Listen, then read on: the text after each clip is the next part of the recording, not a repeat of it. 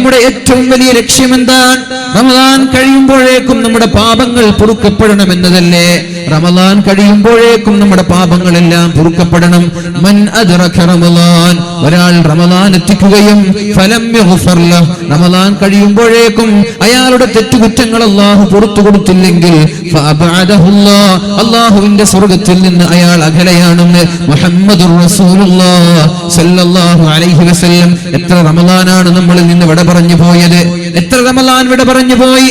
ആ റമദാനൊക്കെ കഴിയുമ്പോഴേക്കും നമ്മുടെ ഏടുകളിൽ കുറിച്ചു വെച്ചിട്ടുള്ള തിന്മകൾ അല്ലാഹു മായ്ച്ചു തന്നിട്ടുണ്ട് എന്ന് നമ്മൾ ഉറപ്പിക്കാൻ പറ്റുമോ? ഏതായാലും തൗബ ചെയ്ത് മടങ്ങാനുള്ള സുവർണാവസരമാണ്. അല്ലാഹു പറയുന്നുണ്ടല്ലോ, ഇന്നമത്തൗബതു അലല്ലാഹ്, അല്ലാഹു തൗബ സ്വീകരിക്കുന്നത് യതൂബൂന മിൻ ഖരീബ്, ഉടനെ തെറ്റ് ചെയ്ത് ഉടനെ തൗബ ചെയ്യുന്ന ആളുകൾക്കാണ് അല്ലാഹു മാപ്പ് നൽകുന്നത്. അല്ലാതെ മരണസമയം ഞാൻ അല്ലാഹുവിനെ കൊണ്ട് വിശ്വസിക്കുന്നു, എന്റെ പാപങ്ങൾ പുറത്തു തരണേ എന്ന് മരണസമയം പറയുന്ന ആളുകൾക്ക് അല്ലാഹു തൗബ സ്വീകരിക്കില്ല, അവർക്ക് അല്ലാഹു മാപ്പ് നൽകില്ല എന്ന് പരിശുദ്ധ ഖുർആനിൽ അല്ലാഹു നമ്മോട് പഠിപ്പിക്കുന്നുണ്ട്.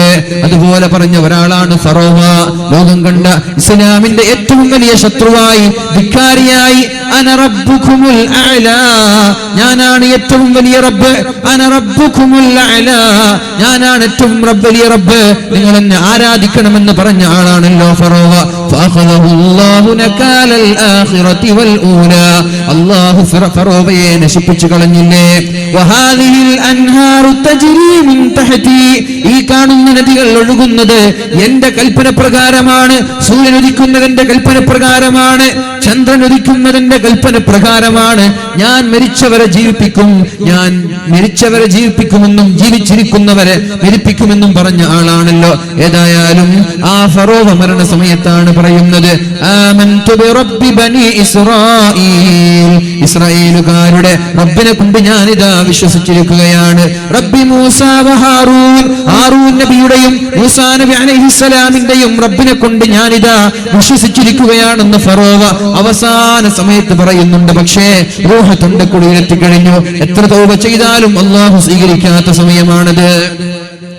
ആ ഫറോവയെ കുറിച്ചാണ് അല്ലാഹുവിന്റെ ഹബീബ് സ്വഹാബാക്കളോട് പറഞ്ഞു കൊടുക്കുന്നത്. സ്വഹാബ, ഫറോവയുടെ ശരീരം അല്ലാഹു സൂക്ഷിച്ചു വെച്ചിട്ടുണ്ട്. എത്ര വർഷം മുമ്പ്? 3300 വർഷം മുമ്പ്. 3300 വർഷം മുമ്പ് അല്ലാഹു തആല കൊന്നുകളഞ്ഞ ഫറോവ, ആ ഫറോവയുടെ ശരീരം അല്ലാഹു സൂക്ഷിച്ചു വെച്ചിട്ടുണ്ട് എന്ന് റസൂലുള്ളാഹി സ്വല്ലല്ലാഹു അലൈഹി വസല്ലം സ്വഹാബാക്കളോട് പറയുമ്പോ സ്വഹാബാക്കൾ ചോദിച്ചില്ല, നബിയേ അതെവിടെയാണ്? ഞങ്ങൾ കണ്ടില്ലല്ലോ. എവിടെയാണ് നബിയെ? ഏത് കടലിലാണ്, ഏത് വീസ്യത്തിലാണ് ഫറോവയെ സൂക്ഷിച്ചിട്ടുള്ളത്? ഞങ്ങൾ കണ്ടില്ലല്ലോ എന്നൊരു സഹാബി പോലും ചോദിച്ചില്ല. എന്തേ? അവരുടെ ഈമാൻ അത്രയും ബാലിശമാണ്, അവരുടെ ഈമാനിന് അത്രയും ശക്തിയുണ്ട്. അവര് പറഞ്ഞു, സമിഅനാ വ അത്അനാ, ഞങ്ങൾ അനുസരിച്ചു നബിയെ, ഞങ്ങൾ കേട്ടു നബിയെ, ഞങ്ങൾ അനുസരിച്ചു നബിയെ. ഫറോവയുടെ ഡെഡ് ബോഡി കാണേണ്ട ആവശ്യമില്ല. ഖുർആൻ പറഞ്ഞു അതങ്ങനെ തന്നെ എന്ന് ഞങ്ങൾ വിശ്വസിക്കുകയാണ്.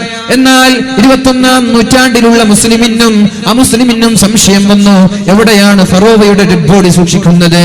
ഖുർആനിൽ ഇങ്ങനെ പറയുന്നുണ്ടല്ലോ.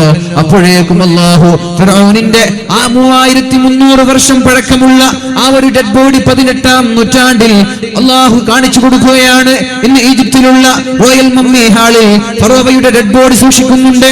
ഇത് എന്ന് പറഞ്ഞതാണ് ഫിർഔൻ, ആമൻതു ബിറബ്ബി മൂസ വ ഹാറൂൻ, അല്ലാഹുവേ നിന്നെ കൊണ്ട് ഞാൻ വിശ്വസിക്കുന്നു എന്ന് പറഞ്ഞപ്പോ അല്ലാഹു പറഞ്ഞു, വിശ്വസിക്കാൻ ഞാൻ നിനക്ക് അവസരം നൽകിയില്ലേ?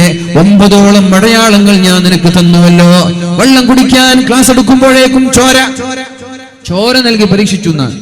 ഭക്ഷണം കഴിക്കാൻ വേണ്ടി എല്ലാവരും ഭക്ഷണം കഴിക്കാൻ വേണ്ടി ഇരിക്കുക, അതിൽ നിന്ന് ഭക്ഷണം എടുക്കുമ്പോഴേക്കും അവിടെ ചോര. വീട്ടിൽ കിടക്കുമ്പോ അവിടെയും ചോര, ചായ കുടിക്കുമ്പോ അവിടെയും ചോര, എവിടെ നോക്കിയാലും ചോര. അപ്പോഴേക്കും മൂസാ നബിയുടെ അടുത്ത് ചെന്നു, മൂസാ നബിയെ ഞങ്ങൾ നന്നാവാണ്, ഞങ്ങൾക്ക് വേണ്ടി ദുആ ചെയ്യണം. മൂസാ നബി ദുആ ചെയ്തു.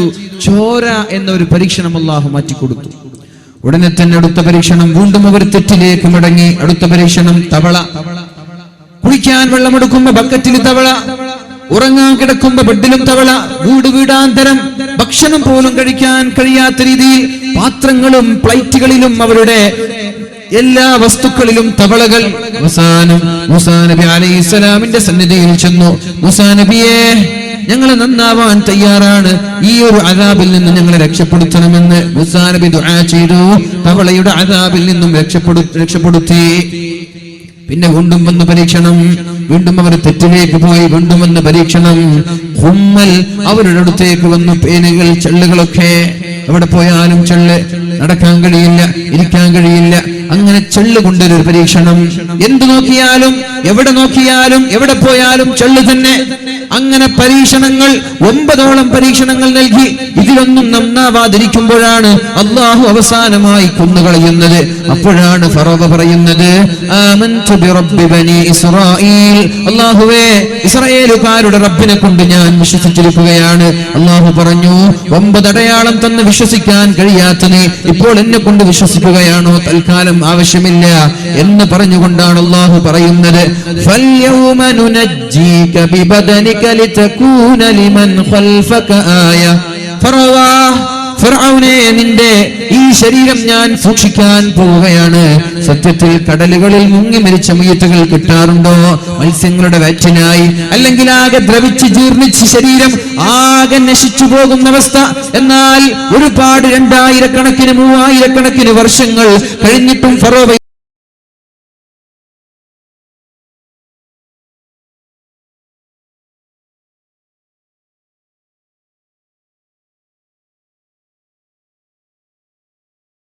ഉറപ്പില്ലാത്ത, ഈമാനിൽ ശക്തിയില്ലാത്ത 21-ാം നൂറ്റാണ്ടിന് ജീവിക്കുന്ന ആളുകൾക്കൊരു ദൃഷ്ടാന്തമാവാനാണ്.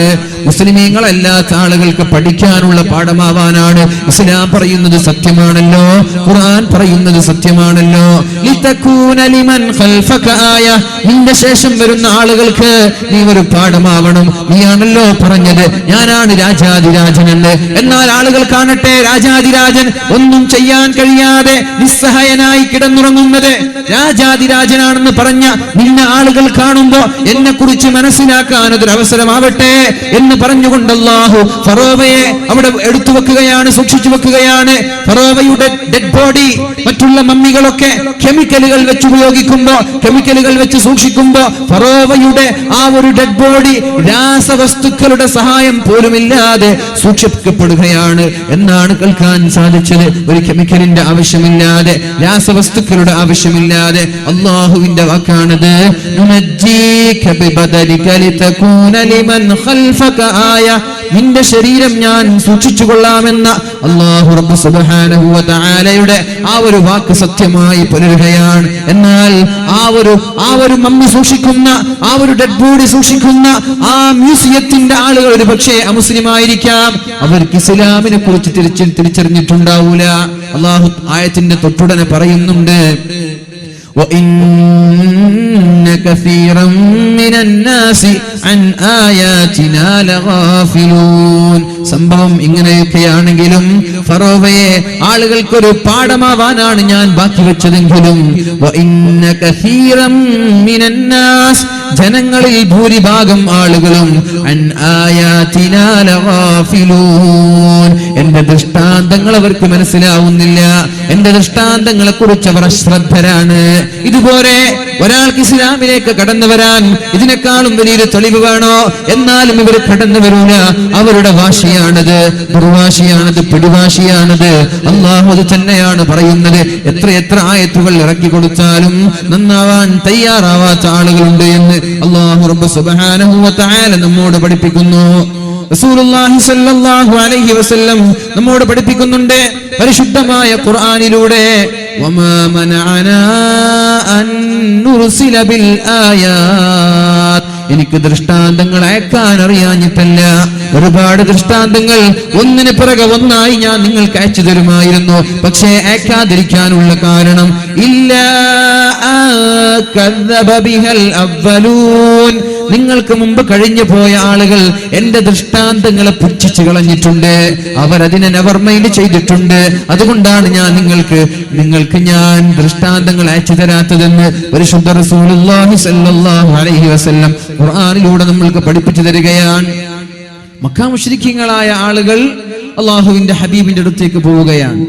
യാ മുഹമ്മദ്, നബിയേ മുഹമ്മദേ, ഞങ്ങൾക്കൊരു ഡിമാൻഡ് ഉണ്ട്, അത് ചെയ്തു തന്നാൽ ഞങ്ങൾ ഇസ്ലാമിൽ വിശ്വസിക്കാം. എന്താണ് നിങ്ങളുടെ താല്പര്യം? അവർ പറഞ്ഞു, നുരീദു അൻ തദ്ഉ റബ്ബക അൻ യജ്അലനാ അസ്വഫാ ദഹബൻ.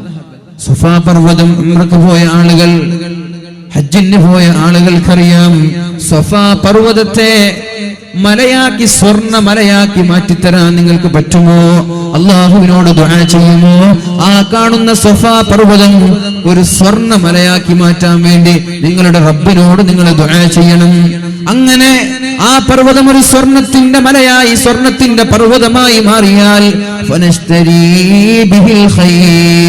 അതിൽ നിന്ന് കിട്ടുന്ന സ്വർണങ്ങൾ കൊണ്ട് ഞങ്ങൾ കുതിര വാങ്ങിച്ചോളാം, അതിൽ നിന്ന് കിട്ടുന്ന സ്വർണം കൊണ്ട് ഞങ്ങൾ വാളുകൾ വാങ്ങിച്ചോളാം, എന്നിട്ട്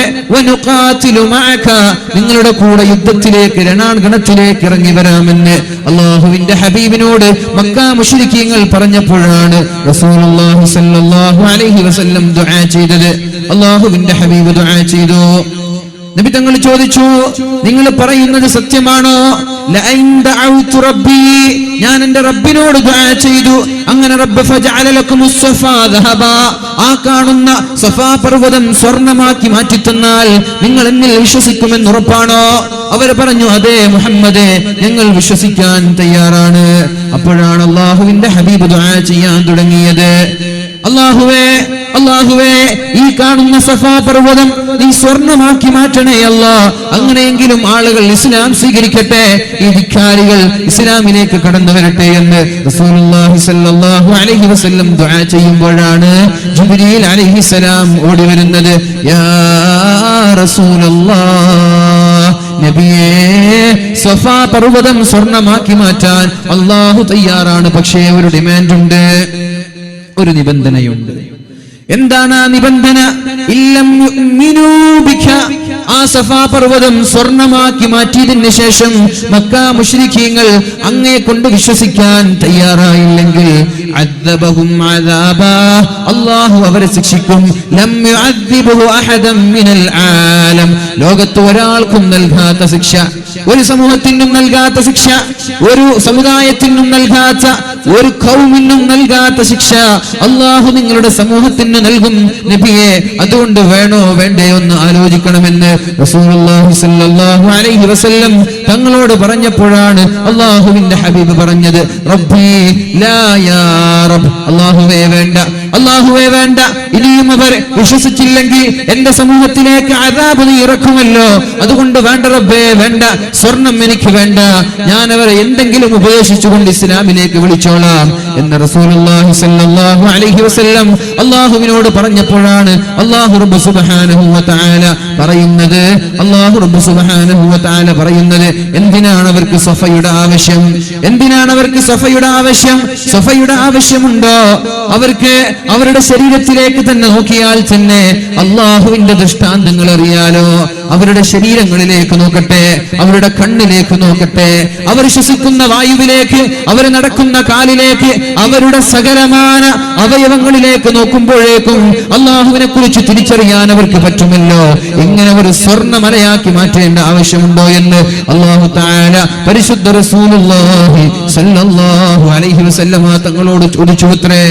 ഏതായാലും അല്ലാഹു പറയുകയാണ്, വമാ മനഅനാ അൻ നുർസില ബിൽ ആയാത്ത്, ഞാൻ ദൃഷ്ടാന്തങ്ങൾ അയച്ചു തരാത്തത് എനിക്കറിയാഞ്ഞിട്ടോ എനിക്ക് കഴിയാഞ്ഞിട്ടോ അല്ല.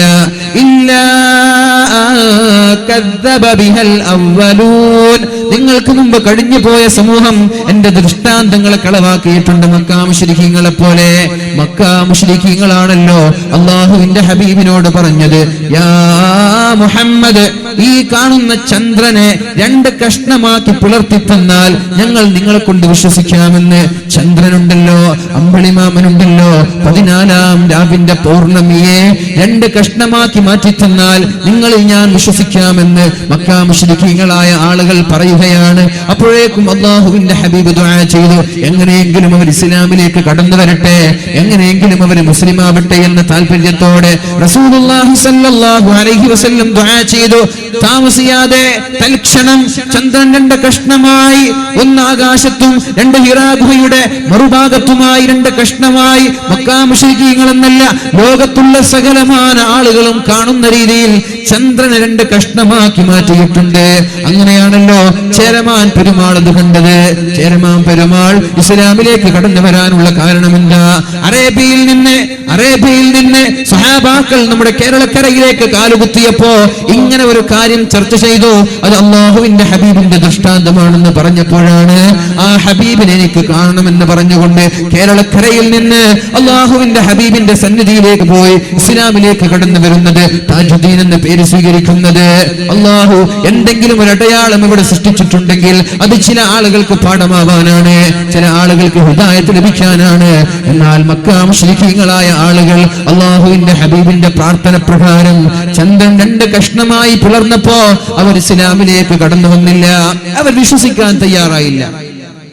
എന്നാൽ 14 നൂറ്റാണ്ടുകൾക്കിപ്പുറം, ഒരുപാട് വർഷങ്ങൾക്കിപ്പുറം ഇതേ ഒരു കാരണത്താൽ ആളുകൾ ഇസ്ലാം സ്വീകരിക്കുന്നു എന്ന് പറയുമ്പോ അള്ളാഹുവിന്റെ പ്രവർത്തനങ്ങളിൽ അത്ഭുതമില്ലേ? ഇതിനെക്കുറിച്ച് ചിന്തിക്കുമ്പോ നമ്മൾക്കും ഒരു പാഠമാവണ്ടേ ഇതൊക്കെ? ഡേവിഡ് മൂസ പിറ്റ്കോക്ക് എന്ന് പറയുന്ന ബ്രിട്ടീഷുകാരനായ ഒരു ശാസ്ത്രജ്ഞൻ, അദ്ദേഹം മതങ്ങളെ കുറിച്ച് പഠിക്കാൻ, അദ്ദേഹം മതങ്ങളെ കുറിച്ച് അന്വേഷിക്കുന്ന സമയത്താണ് അദ്ദേഹത്തിന് ഒരാൾ മുസ്ഹഫ് കൊടുക്കുന്നത്. ഒരു മുസ്ഹഫിന്റെ പരിഭാഷ, മുസ്ഹഫിന്റെ ട്രാൻസ്ലേഷൻ അദ്ദേഹത്തിന്റെ കൈകളിൽ കൊടുക്കുന്നത്. ഏതായാലും തന്റെ മുസ്ലിം സുഹൃത്ത് തന്നതാണല്ലോ, ഞാനൊന്ന് വീട്ടിൽ പോയി വായിക്കട്ടെ എന്ന് പറഞ്ഞു പരിശുദ്ധമായ മുസ്ഹഫ് ഒന്ന് തുറന്നു നോക്കിന അദ്ദേഹം ആദ്യം കണ്ടത് അഊദു ബില്ലാഹി മിനശ് ശൈത്വാനിർ റജീം ബിസ്മില്ലാഹിർ റഹ്മാനിർ റഹീം ഇഖ്തറബത്തിസ് സാഅ വൻശഖൽ ഖമർ وَإِن يَرَوْا آيَةً يُعْرِضُوا وَيَقُولُوا سِحْرٌ مُسْتَمِرٌّ وَكَذَّبُوا وَاتَّبَعُوا أَهْوَاءَهُمْ وَكُلُّ أَمْرٍ مُسْتَقِرٌ. അദ്ദേഹം മുസ്ഹഫ് ആദ്യമായിട്ട് തുറന്നു നോക്കുകയാണ്. അദ്ദേഹം ഇംഗ്ലീഷ് ട്രാൻസ്ലേഷൻ വായിച്ചു. ഇഖ്തറബത്തിസ് സാഅ, അന്ത്യനാൾ അടുത്തിരിക്കുന്നു, ഖിയാമത്ത് നാൾ ഇതാ അടുത്തിരിക്കുകയാണ്. ചന്ദ്രൻ 2 കഷ്ണമായി പിളർന്നിട്ടുണ്ട്.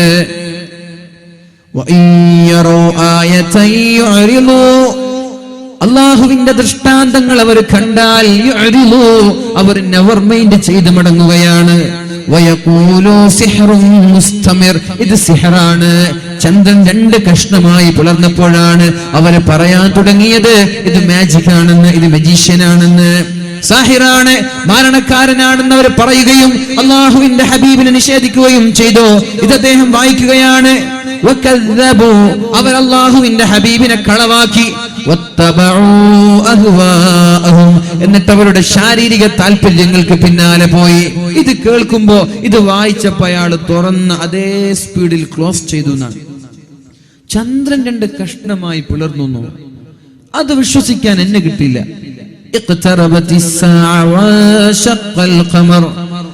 ഖിയാമത്ത് നാൾ അടുത്തു എന്നും ചന്ദ്രൻ 2 കഷ്ണമായി പിളർന്നു എന്നുമാണോ ഇത് പറയുന്നത്? ഇത് വിടലാണ്. ഇങ്ങനെയൊക്കെ നുണ പറയാൻ ഒരാൾക്ക് പറ്റുമോ? ഒരു മതത്തിന്റെ ഗ്രന്ഥത്തിന് പറ്റുമോ എന്നൊക്കെ പറഞ്ഞു അദ്ദേഹം മുസ്ഹഫ് പൂട്ടിവെച്ച് പിന്നെ തുറന്നു നോക്കിയിട്ടില്ല. ഒരുപാട് വർഷങ്ങൾക്ക് ശേഷം അദ്ദേഹം വീട്ടിലിരുന്ന് TV കണ്ടുകൊണ്ടേയിരിക്കുമ്പോഴാണ് ടിവിയിൽ ഒരു പ്രോഗ്രാം കാണുന്നത്. ടിവിയിലൊരു പ്രോഗ്രാം ശ്രദ്ധിക്കാനിടയായത്. ജെയിംസ് ബുർക്കെ എന്ന് പറയുന്ന ബ്രിട്ടീഷുകാരനായ ഒരു അനൗൺസർ, ബ്രിട്ടീഷുകാരനായ ഒരു ആങ്കർ നാസയുടെ ചന്ദ്രനിലേക്ക് പോയ ആളുകളുമായി ഒരു ചർച്ച നടക്കുകയാണ്. 1978 സ്പേസ് ജേണി, ആകാശത്തേക്ക് ചന്ദ്രനിലേക്ക് യാത്ര പോയതിനെ കുറിച്ച് അദ്ദേഹം ചോദിക്കുകയാണ്. നാസയുടെ ആളുകൾ എവിടെയുണ്ട്? പോയ ആളുകളൊക്കെയുണ്ട്. നാസയോട് ചോദിച്ചു, അല്ല $100 മില്യൺ, $100 മില്യൺ, നമ്മുടെ രൂപയല്ല, $100 മില്യൺ എന്ന് പറഞ്ഞാൽ എത്രയാ? എണ്ണി തീർക്കാൻ പറ്റാത്ത അത്രയും തുക. 100 ലക്ഷം രൂപയല്ല, 100 ലക്ഷം രൂപയല്ല, 1 കോടി രൂപയല്ല. 100 കോടി രൂപയല്ല, $100 മില്യൺ ചെലവഴിച്ചു. നിങ്ങൾ നാസ ചന്ദ്രനിലേക്ക് പോയല്ലോ. എന്ത് നേട്ടമാണ് നിങ്ങൾക്കത് കൊണ്ടുണ്ടായത്? ഇവിടെ ലക്ഷക്കണക്കിന് ആളുകൾ അമേരിക്കയിൽ പട്ടിണി കിടന്ന് മരിക്കുകയാണ്. വീടില്ലാതെ, വെള്ളമില്ലാതെ, ഭക്ഷണമില്ലാതെ, രോഗിയായാൽ ചികിത്സയ്ക്കുള്ള ആ ഒരു വരുമാനമില്ലാതെ പട്ടിണി കിടന്ന് മരിക്കുമ്പോ നിങ്ങള് $100 മില്യൺ ചെലവഴിച്ച് നാസയിലേക്ക് പോയി എന്തെങ്കിലും ഒരു നേട്ടമുണ്ടായോ എന്ന് ജെയിംസ് ബുർഖെ എന്ന് പറയുന്ന ബ്രിട്ടീഷ് അനൗൺസർ അവരോട് ചോദിക്കുമ്പോഴാണ് അവരൊരു ഫാക്ട്, ഒരു യാഥാർത്ഥ്യം അവിടുന്ന് പറയുന്നത്. ഞങ്ങൾ പോയിട്ട് ഞങ്ങൾക്ക് നേട്ടമുണ്ടായി, ഞങ്ങൾക്കൊരു കാര്യം പഠിക്കാൻ സാധിച്ചു. The fact was, അവിടെ കണ്ട അത്ഭുതം, that the moon had been split a long time ago. ഒരുപാട് വർഷങ്ങൾക്ക് മുമ്പ് ചന്ദ്രൻ 2 കഷ്ണമായി പിളർന്നിട്ടുണ്ട്. ഇതിവർ കാണുകയാണ്. That the moon have split a long time ago. ഒരുപാട് വർഷങ്ങൾക്ക് മുമ്പ് ചന്ദ്രൻ 2 കഷ്ണമായി പിളർന്നിട്ടുണ്ട്. And rejoined, എന്നിട്ട് രണ്ടാമതും അത് ഒരുമിച്ച് കൂടിയതാണ്. പിളർന്നു, പിന്നെ അത് വീണ്ടും ഒരുമിച്ച് കൂടിയതാണ് ചന്ദ്രൻ എന്ന ഒരു അത്ഭുതം നമ്മൾക്ക് ഇവിടെ കാണാൻ സാധിച്ചു. നമ്മുടെ ഒരു വസ്തു നഷ്ടപ്പെട്ടു പോയാൽ, നമ്മുടെ ഏതെങ്കിലും ഒരു സ്ഫടികമോ ഏതെങ്കിലും ഒരു വസ്തു പൊളിഞ്ഞു പോയാൽ നമ്മൾ അതിനെ ഒട്ടിച്ചു ചേർക്കാറുണ്ട്, കൂട്ടി യോജിപ്പിക്കാറുണ്ട്. എന്നാലും അതിന്റെ അടയാളം നമ്മൾക്ക് കാണാൻ സാധിക്കും. എന്ത് യോജിപ്പിച്ചാലും അതിന്റെ അടയാളം, ഇരുമ്പാണെങ്കിൽ വരെ ഇരുമ്പ് നമ്മൾ തീ കൊണ്ട് ഉരുക്കി എന്നിട്ട് നമ്മൾ റീജോയിൻ ചെയ്യാൻ, എന്നാലും അതിന്റെ അടയാളങ്ങൾ നമ്മൾക്ക് കാണാൻ സാധിക്കും. അതേപോലെ അവിടെയുള്ള പർവ്വതങ്ങൾ, അവിടെയുള്ള പാറക്കെട്ടുകൾ, അവിടെയുള്ള ഭൂമി എല്ലാം, അവിടെയുള്ള നിരത്തുകൾ എല്ലാം പരസ്പരം എന്നോ ഒരുപാട് വർഷങ്ങൾക്ക് മുമ്പ് അതൊന്ന് സ്പ്ലിറ്റായി 2 കഷ്ണമായി വീണ്ടും കൂടി യോജിച്ചതുപോലെയുണ്ട് എന്ന് അവർ ജെയിംസ് ബുർഖെ എന്ന് പറയുന്ന ബ്രിട്ടീഷ് അനൗൺസറോട് മറുപടി പറയാൻ. ഇത് ആര് കണ്ടുകൊണ്ടിരിക്കാൻ? ഡേവിഡ് പിഡ്കോക്ക് എന്ന് പറയുന്ന മുസ്ഹഫ് തുറന്നു നോക്കി പൂട്ടിവെച്ച് അദ്ദേഹം തുറന്നു നോക്കി അദ്ദേഹം ഇത് കാണുകയാണ്. സുബ്ഹാനല്ലാഹ്. അദ്ദേഹം അന്ന് ഓതിയത് എന്താ? ഖിയാമത്ത് നാൾ അടുത്തു. ചന്ദ്രൻ 2 കഷ്ണമായി പിളർന്നിട്ടുണ്ട്. ഇത് പറയുമ്പോൾ തോന്നിവാസം എന്ന് പറഞ്ഞ് പൂട്ടിവെച്ച ഇദ്ദേഹം ഈ ഒരു രംഗം തന്റെ ചാനലിലൂടെ കാണുമ്പോഴാണ് he jumped from the air. ആവേശം കൊണ്ട് കസേരയിൽ നിന്ന് കസേരയിൽ നിന്ന് തുള്ളിച്ചാടി അദ്ദേഹം. ചാടിക്കൊണ്ട് അദ്ദേഹം പറഞ്ഞു, അശ്ഹദു അല്ലാ ഇലാഹ ഇല്ലല്ലാഹ് വഅശ്ഹദു അന്ന മുഹമ്മദർ റസൂലുള്ളാഹ്. ഇസ്ലാം സത്യമാണ്, അല്ലാഹുവിന്റെ ദൃഷ്ടാന്തങ്ങൾ അത്ഭുതമാണ്, ഖുർആൻ സത്യമാണ്, ഖുർആനിൽ നുണയില്ല. ഇഖ്തറബത്തിസ് സാഅ, അന്ത്യനാൾ അടുത്തിട്ടുണ്ട്. വശഖൽ ഖമർ, ചന്ദ്രൻ 2 കഷ്ണമായി പിളർന്നിട്ടുണ്ട്. വഇയറൗ ആയതൻ യുഅരിളു, അല്ലാഹുവിന്റെ ദൃഷ്ടാന്തങ്ങൾ കാണുമ്പോൾ അവഗണിച്ച് കളയുന്ന ആളുകൾ, അവരെക്കാളും മോശം വേറെ ആരാണുള്ളത്? വഇയറൗ ആയതൻ യുഅരിളു, അല്ലാഹുവിന്റെ അത്ഭുതങ്ങൾ കാണുമ്പോൾ അവർ അവഗണിച്ച് കളയുകയാണ്. അവരിൽ ഞാനും പെടണോ? അല്ലാഹുവിന്റെ അത്ഭുതം തന്റെ കണ്ണുകൊണ്ട് കാണുകയാണ് എന്ന് പറഞ്ഞുകൊണ്ട് ഇസ്ലാമിലേക്ക് കടന്നു വന്നു. അദ്ദേഹത്തിന്റെ പേര് ഡേവിഡ് മൂസ പിഡ്കോക്ക്. അദ്ദേഹത്തിന്റെ ആദ്യത്തെ പേര് ഡേവിഡ് പിഡ്കോക്ക് എന്നായിരുന്നു, പിന്നെ ഡേവിഡ് മൂസ പിഡ്കോക്ക് എന്നാക്കി മാറ്റി. അപ്പൊ നമ്മൾക്ക് ഇതൊക്കെ കേൾക്കുമ്പോൾ എന്താണ് വേണ്ടത്? നമ്മുടെ ഈമാൻ വർദ്ധിക്കണം. മഹാന്മാരായ സ്വഹാബാക്കളുടെ കാലത്ത് എന്തത്ഭുതങ്ങൾ പറഞ്ഞു കൊടുക്കുമ്പോഴും അവരത് കണ്ടിട്ടില്ല. വേറെ അത്ഭുതമുണ്ടല്ലോ. بسم ربك الذي خلق الإنسان من علق اقرأ وربك الأكرم الذي علم بالقلم. പരിശുദ്ധ റസൂലുള്ളാഹി സ്വല്ലല്ലാഹു അലൈഹി വസല്ലം തങ്ങളുടെ അടുത്തേക്ക് ജിബ്രീൽ അലൈഹിസ്സലാം ഹിറാ ഗുഹയിലേക്ക് വന്നുകൊണ്ട് പരിശുദ്ധമായ സൂറത്ത് ഇറക്കി കൊടുക്കുകയാണ്. ആദ്യത്തെ സൂറത്ത് ഇറക്കി കൊടുക്കുകയാണ്. ഇഖ്റാ, നബിയെ താങ്കൾ ഓതണം. ഇഖ്റാ, നബിയെ താങ്കൾ ഓതണം. ബിസ്മി റബ്ബിക്കല്ലദീ ഖലഖ്, താങ്കളെ സൃഷ്ടിച്ച താങ്കളുടെ നാഥന്റെ നാമത്തിൽ ഓതണം നബിയെ. ഖലഖൽ ഇൻസാന മിൻ അലഖ്, മനുഷ്യന്മാരെ രക്തക്കട്ടയിൽ നിന്ന് സൃഷ്ടിച്ച നിന്റെ നാഥന്റെ പേരിൽ ഓതണമെന്ന് അല്ലാഹു റബ്ബ് സുബ്ഹാനഹു വ തആല അല്ലാഹുവിന്റെ ഹബീബിന് പറഞ്ഞു കൊടുത്തു. ഹബീബ് അത് സ്വഹാബാക്കൾക്ക് പറഞ്ഞു കൊടുത്തു. സ്വഹാബാക്കൾ ചോദിച്ചോ, നബിയേ ഇത് സത്യമാണോ എന്ന്. ഹൃദയത്തിന്റെ, നമ്മുടെ ഉമ്മമാരുടെ ഗർഭപാത്രത്തിന്റെ അകത്തളങ്ങളിൽ മറഞ്ഞു നിൽക്കുന്ന യാഥാർത്ഥ്യങ്ങൾ ഒരു എക്സ്റേയുടെയോ സ്കാനിങ്ങിന്റെയോ ആവശ്യമില്ലാതെ സ്വഹാബാക്കൾക്ക് പറഞ്ഞു കൊടുക്കുമ്പോ സ്വഹാബാക്കൾ ഇത് നുണയാണെന്ന് പറഞ്ഞ് നെവർ മൈൻഡ് ചെയ്തോ? ഇത് കളവാണെന്ന് പറഞ്ഞ് അവഗണിച്ചു കളഞ്ഞോ? ഇല്ല, അവരത് വിശ്വസിച്ചു. സമിഅനാ വഅതഅനാ, നബിയെ ഞങ്ങളിതാ വിശ്വസിക്കുന്നു, നബിയെ ഞങ്ങൾ അംഗീകരിക്കുന്നു, നബിയെ. റസൂലുള്ളാഹി സ്വല്ലല്ലാഹു അലൈഹി വസല്ലം ഇസ്രാ മിഅ്റാജ് കഴിഞ്ഞ് മക്കയിലേക്ക് വന്നു. മക്ക മുശ്രിക്കീങ്ങളോട് പറഞ്ഞുവല്ലോ, സുബ്ഹാനല്ലദീ അസ്റാ ബിഅബ്ദിഹി ലൈലൻ മിനൽ മസ്ജിദിൽ ഹറാം ഇലൽ മസ്ജിദിൽ അഖ്സല്ലദീ ബാറക്നാ ഹൗലഹു ലിനുരിയഹു മിൻ ആയാതിനാ. തന്റെ ദാസനെ കൊണ്ട് അല്ലാഹു റബ്ബ് സുബ്ഹാനഹു വ തആല മസ്ജിദുൽ ഹറാമിൽ നിന്ന് മസ്ജിദുൽ അഖ്സയിലേക്ക് കൊണ്ടുപോയി. ലിനുരിയഹു മിൻ ആയാതിനാ, എന്റെ ദൃഷ്ടാന്തങ്ങൾ കാണിച്ചു കൊടുക്കാനാണ് ഞാൻ കൊണ്ടുപോയത്. നിമിഷ നേരങ്ങൾ കൊണ്ട് മസ്ജിദുൽ അഖ്സയിൽ ചെന്നു, അല്ലാഹുവിന്റെ അടുത്തേക്ക് ചെന്നു. ഖാബ ഖൗസൈനി വ അദ്നാ, അല്ലാഹുവിനോട് സംസാരിച്ചു. വീണ്ടും മക്കയിലേക്ക് വന്നു. മക്ക മുശ്രിക്കീങ്ങളോട് കാര്യങ്ങൾ പറയുമ്പോഴാണ് അബൂജഹലും കൂട്ടരും പരിഹസിക്കാൻ തുടങ്ങിയത്. മുഹമ്മദ്, ഇത് വേറെ ആരോടെങ്കിലും പറഞ്ഞേക്ക്, ഞങ്ങളോട് പറയല്ല. നിന്റെ നുണ വിശ്വസിക്കാൻ എന്നെ കിട്ടില്ല, നിന്റെ കളവുകൾ വിശ്വസിക്കാൻ എന്നെ കിട്ടില്ല. 40 ദിവസത്തെ ദൈർഘ്യമുള്ള മസ്ജിദുൽ അഖ്സയിലേക്ക് രാത്രിയുടെ അല്പനിമിഷം കൊണ്ട് നിങ്ങൾ യാത്ര ചെയ്തുവെന്നോ? അവർ അത്ഭുതപ്പെട്ടു, അവർ വിശ്വസിച്ചില്ല. നേരെ ചെന്നത് സിദ്ദീഖ് തങ്ങളുടെ അടുത്തേക്കാണ്. സിദ്ദീഖേ, നിങ്ങളുടെ ചങ്ങാതി എന്തൊക്കെ പറയാൻ തുടങ്ങിയിട്ടുണ്ട്, നിങ്ങളുടെ ചങ്ങാതി എന്തൊക്കെയോ പറയാൻ തുടങ്ങിയിട്ടുണ്ട്. എന്താണ് പറഞ്ഞത്? സുബ്ഹാൻ, അല്ലാഹു എത്ര പരിശുദ്ധനാണ്. അസ്റാ ബിഅബ്ദിഹി ലൈലൻ മിനൽ മസ്ജിദിൽ ഹറാം, രാത്രിയുടെ ഒരു അല്പനിമിഷം കൊണ്ട് മസ്ജിദുൽ ഹറാമിൽ നിന്ന് മസ്ജിദുൽ അഖ്സയിലേക്ക് നിന്റെ ചങ്ങാതി പോയല്ലോ, നിന്റെ ചങ്ങാതി അങ്ങോട്ട് പോയല്ലോ. അപ്പോഴാണ് സിദ്ദീഖ് തങ്ങൾ പറഞ്ഞത്, എന്റെ ഹബീബ് അങ്ങനെ പറഞ്ഞാൽ ഞാനത് വിശ്വസിക്കുകയാണ്. ഡൗട്ടില്ല, എന്റെ ഹബീബ് അങ്ങനെ പറഞ്ഞോ എങ്കിൽ ഞാനത് വിശ്വസിക്കുകയാണ്. സമിഅനാ വഅതഅനാ, ഞാനത് കേട്ടു, ഞാനത് അനുസരിച്ചു എന്ന് മഹാനായ സിദ്ദീഖ് റളിയല്ലാഹു അൻഹു മക്ക മുശ്രിക്കീങ്ങളോട് പറഞ്ഞു.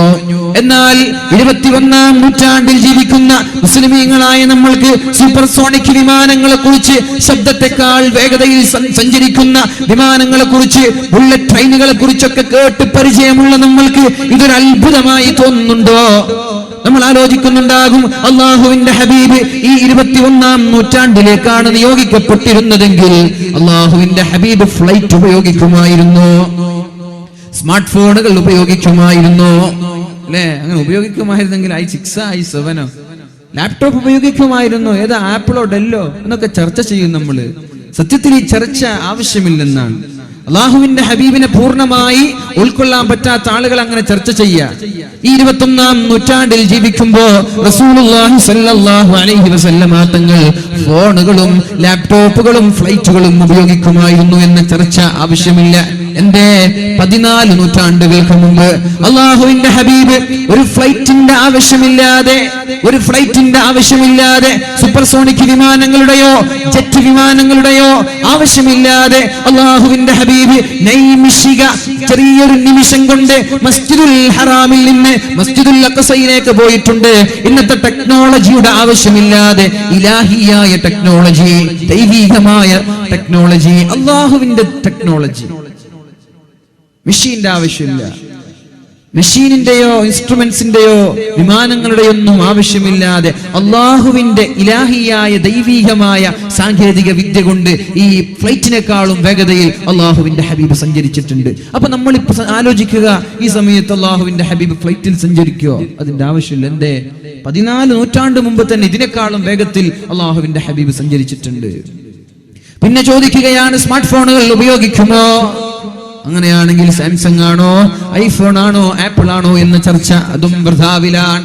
എന്റെ മഹാനായ ഉമർ ഇബ്നുൽ ഖത്താബ് റളിയല്ലാഹു അൻഹു മിമ്പറിൽ കയറി പറഞ്ഞു, യാ സാരിയ അൽ ജബൽ അൽ ജബൽ, ഒരുപാട് കിലോമീറ്ററുകൾക്കപ്പുറത്തുള്ള സാരിയ എന്ന് പറയുന്ന സ്വഹാബിയെ മഹാനായ ഉമർ ഇബ്നുൽ ഖത്താബ് റളിയല്ലാഹു അൻഹു ഒരു ഫോണിന്റെ ആവശ്യമില്ലാതെ, വീഡിയോ കോൺഫറൻസിന്റെ ആവശ്യമില്ലാതെ വിളിച്ചു പറഞ്ഞു. സാരിയ എന്ന് പറയുന്ന സ്വഹാബി യുദ്ധം ചെയ്തുകൊണ്ടിരിക്കുകയാണ്. പെട്ടെന്നാണ് ഒരു ശബ്ദം കേൾക്കുന്നത്, യാ സാരിയ അൽ ജബൽ അൽ ജബൽ, സാരിയ ആ ഒരു പർവ്വതം ശ്രദ്ധിക്കണേ. നോക്കുമ്പോഴേക്കും പർവ്വതത്തിന്റെ പിന്നാലെ ആക്രമിക്കാൻ വേണ്ടി ഒരു സൈന്യം കടന്നു വരുന്നുണ്ട്. പെട്ടെന്ന് മാറി നിന്നു. ആ സൈന്യത്തിന്റെ അക്രമങ്ങളിൽ നിന്ന് രക്ഷപ്പെട്ടത് തലനാരിഴയ്ക്കാണ്. എങ്ങനെയാണ് രക്ഷപ്പെട്ടത്? 1000 കിലോമീറ്ററുകൾക്കപ്പുറത്തുള്ള മഹാനായ ഉമർ തങ്ങൾ വിളിച്ചു പറഞ്ഞതാണ്. അവിടെ ഫോണുകൾ ഉപയോഗിച്ചിട്ടുണ്ടോ? ഫോണിന്റെ ആവശ്യമില്ലാതെ, അല്ലെങ്കിൽ ഇന്റർനെറ്റിന്റെ ആവശ്യമില്ലാതെ മഹാനായ ഉമർ ഇബ്നുൽ ഖത്താബ് റളിയല്ലാഹു അൻഹു കിലോമീറ്ററുകൾക്കപ്പുറത്തുള്ള ആളുകളോട് സംസാരിച്ചിട്ടുണ്ട്. അപ്പൊ ഇന്ന് ജീവിക്കുകയാണെങ്കിൽ ഏകദേശം ഒരു 14 നൂറ്റാണ്ട് അപ്പുറത്ത് വരാനിരിക്കുന്ന സൗകര്യങ്ങളായിരിക്കും ഉപയോഗിക്കുക. അതാണ് നമ്മൾ ആലോചിക്കേണ്ടത്. ഇന്നത്തെ ഉപയോഗമല്ല. അവർക്ക് അല്ലാഹുവിന്റെ സഹായം. അല്ലാഹുവിന്റെ ഹബീബായ റസൂലുള്ളാഹി സ്വല്ലല്ലാഹു അലൈഹി വസല്ലം തങ്ങൾ പറഞ്ഞതുപോലെ ജീവിക്കുന്നില്ല എന്ന പരാതിയാണ് നേരത്തെ ഡേവിഡ് മൂസ പിറ്റ്കോക്ക് എന്ന് പറയുന്ന ആ ഒരു സഹോദരനുള്ളത്. അദ്ദേഹം ഇസ്ലാം സ്വീകരിച്ച വ്യക്തിയാണ്. ചന്ദ്രൻ രണ്ട് കഷ്ണമായി പിളർന്നു എന്നത് തന്റെ കണ്ണുകൊണ്ട് ചാനലിലൂടെ കണ്ടപ്പോഴേക്കും ഇസ്ലാമിലേക്ക് കടന്നു വന്ന സഹോദരൻ അദ്ദേഹം പറയുന്നുണ്ട്, Islam is the best product. ഏറ്റവും നല്ല പ്രൊഡക്റ്റ് ഇസ്ലാമാണ്. പക്ഷേ in the hands of waste dealer, മോശക്കാരായ ആളുകളാണിത് ഡീൽ ചെയ്യുന്നത്. ഒരു കമ്പനിയുടെ നല്ല വസ്തുക്കൾ, നല്ല പ്രൊഡക്റ്റാണ്, പക്ഷെ ഇത് കൊണ്ടുപോയി സപ്ലൈ ചെയ്യുന്ന ആളുകളുടെ സ്വഭാവം മോശമാണെങ്കിൽ കമ്പനിക്ക് ലാഭമുണ്ടാവൂല, കമ്പനിക്ക് വളർച്ച ഉണ്ടാവൂല. അതേപോലെ ഇസ്ലാം ഇസ് ദി ബെസ്റ്റ് പ്രൊഡക്റ്റ്. ലോകത്തെ ഏറ്റവും വലിയൊരു പ്രൊഡക്റ്റ് ഇസ്ലാമാണ്. പക്ഷേ അത് കൊണ്ടു നടക്കുന്നത് ലോകത്തെ ഏറ്റവും മോശക്കാരാണെന്ന് അദ്ദേഹം നമ്മോട് പഠിപ്പിക്കുകയാണ്. നമ്മൾ അതിൽ പെടാൻ പാടില്ല. നമ്മൾ നല്ലവരായി മാറണം, ഇസ്ലാമിന്റെ പ്രചാരകരായി നമ്മൾ മാറണം. അള്ളാഹു തൗഫീഖ് ചെയ്യട്ടെ. അപ്പൊ ഇങ്ങനെയൊക്കെ അള്ളാഹുവിന്റെ ദൃഷ്ടാന്തങ്ങൾ കണ്ടിട്ടും ഇസ്ലാമിലേക്ക് കടന്നു വരാത്ത ആളുകളാണ് മക്ക മുശ്രിക്കീങ്ങൾ. എന്നാൽ 21-ാം നൂറ്റാണ്ടിലുള്ള ചില ആളുകൾക്ക് ഇതൊരു അള്ളാഹു ചില മാർഗമായി, വഴിയായി, വഴികാട്ടിയായി അള്ളാഹു മാറ്റുകയാണ്. അല്ലാഹു തആല പരിശുദ്ധമായ സൂറത്തിൽ പറയുന്നുണ്ടല്ലോ, ഖദ് അഫ്ലഹ മാ സക്കാഹാ വഖദ് ഖാബ മാ ദസ്സാഹാ كذبت ثمود بطغواها إذ انبعث أشقاها فقال لهم رسول الله ناقة الله وسقياها فقال لهم رسول الله.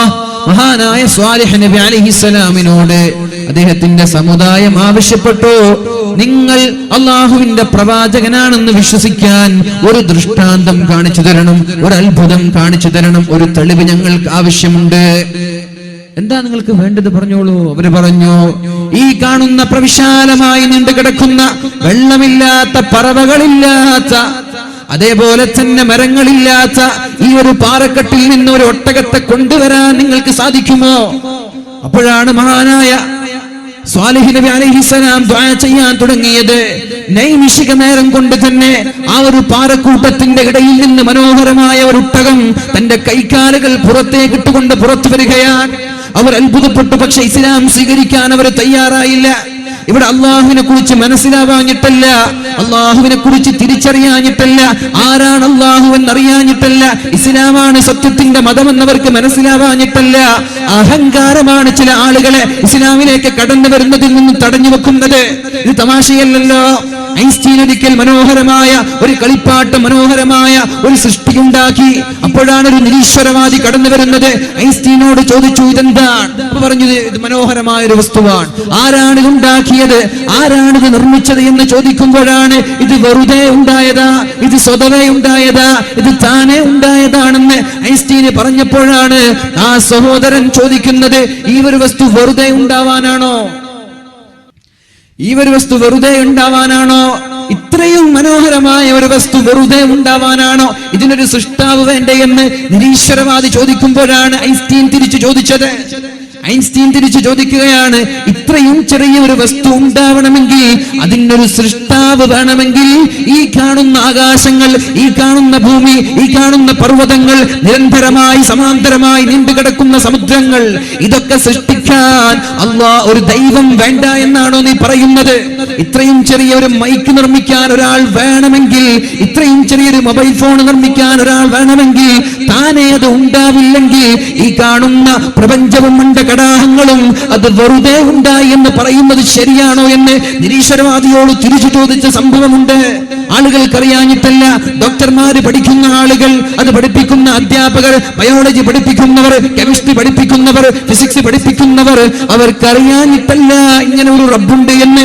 എന്നാൽ എല്ലാം പഠിപ്പിച്ചു കൊടുത്ത് ആരാണിത് സൃഷ്ടിച്ചത് എന്നവരെ പഠിപ്പിക്കൂല, ആരാണിത് സൃഷ്ടിച്ചത് എന്ന് പഠിപ്പിക്കൂല. ഡാർവിന്റെ സിദ്ധാന്തമുണ്ടല്ലോ, കുരങ്ങിൽ നിന്നാണ് മനുഷ്യനുണ്ടായത് എന്ന മുറികെട്ട സംസ്കാരം. ഏറ്റവും നീചമായ നിന്ദ്യമായ ആളുകൾ കണ്ടാൽ ആളുകൾ വളരെ നിസ്സാരത്തോടെ പരിഹസിക്കുന്ന ഒരു മൃഗത്തിൽ നിന്നാണ് മനുഷ്യനുണ്ടായത് എന്ന് ഡാർവിനെ പോലെയുള്ള ദജ്ജാലുകൾ, കള്ളന്മാര് പറഞ്ഞു പരത്തുമ്പോ എന്തേ ആളുകൾക്ക് ഇത് തിരിച്ചറിയാഞ്ഞിട്ടാണോ ഇത് കളവാണെന്ന്, ഇത് നുണയാണെന്ന്? അല്ലാഹു റബ്ബ് സുബ്ഹാനഹു വ തആല ഡാർവിന്റെ സിദ്ധാന്തങ്ങളെയൊക്കെ പൊളിച്ചടക്കുന്നുണ്ടല്ലോ. അതൊക്കെ കളവാണ്, അതൊക്കെ നുണയാണ് എന്ന് അല്ലാഹു റബ്ബ് സുബ്ഹാനഹു വ തആല വ്യത്യസ്തമായ ആയത്തുകളിലൂടെ പറഞ്ഞു തരുന്നുണ്ട് നമ്മൾക്കൊക്കെ. എന്താണ് അല്ലാഹു പറയുന്നത്? സനുരീഹിം ആയാതിനാ ഫിൽ ആഫാഖ്, ഞാൻ ജനങ്ങൾക്ക് ലോകത്തുള്ള സകലമാന സ്ഥലങ്ങളിലും, ലോകത്തിന്റെ ചക്രവാളങ്ങളിലും, ലോകത്തിന്റെ സകലമാന സ്ഥലങ്ങളിലും ദൃഷ്ടാന്തങ്ങൾ ശേഷം കാണിച്ചു കൊടുക്കും. സനുരീഹിം ആയാതിനാ, എന്റെ ദൃഷ്ടാന്തങ്ങൾ ഞാൻ കാണിച്ചു കൊടുക്കാൻ പോവുകയാണ്. വഫീ അൻഫുസിഹിം, അവരുടെ ശരീരത്തിലും ഞാൻ ദൃഷ്ടാന്തങ്ങൾ കാണിച്ചു കൊടുക്കും. ലോകത്ത് മാത്രമല്ല, വെറും സമുദ്രം മാത്രമല്ല, പർവ്വതങ്ങൾ മാത്രമല്ല, അവരുടെ ശരീരത്തിലും ചില ദൃഷ്ടാന്തങ്ങളുണ്ട്. എന്താണ് ദൃഷ്ടാന്തം?